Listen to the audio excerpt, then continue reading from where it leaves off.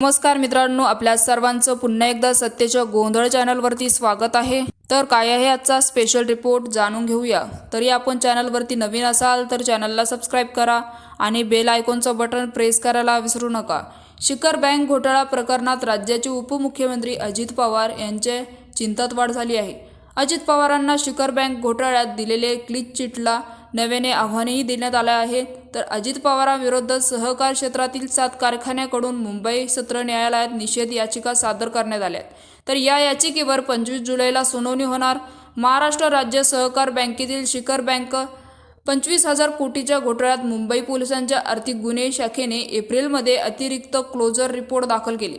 तर हा रिपोर्ट अजित पवार यांना मोठा दिलासा मानला जातो। मात्र अंमलबजावणी संचालक ईडीने क्लोजर रिपोर्टवर आक्षेप घेतला।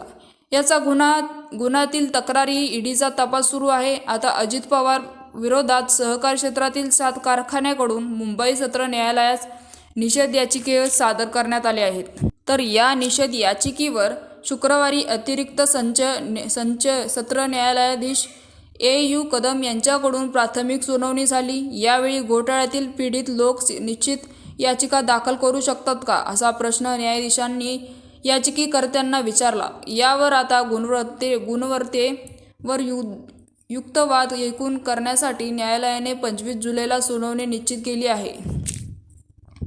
तर सहकारी साखर कारखान्याची मुंबई सत्र न्यायालयात ज्येष्ठ वकील सतीश तळेकर यांच्यामार्फत 7 स्वतंत्र निषेध याचिका दाखल केल्या आहेत।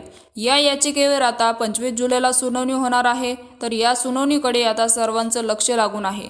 तर मित्रांनो, याविषयी आपल्याला काय वाटतं आम्हाला कमेंट बॉक्सच्या माध्यमातून नक्कीच कळवा आणि चॅनलला अजूनही सबस्क्राइब केलं नसेल तर चॅनलला सबस्क्राइब करा, जेणेकरून असेच नवनवीन व्हिडिओ आणि राजकीय घडामोडी सर्वप्रथम तुम्हाला या चॅनलवरती बघायला मिळतील।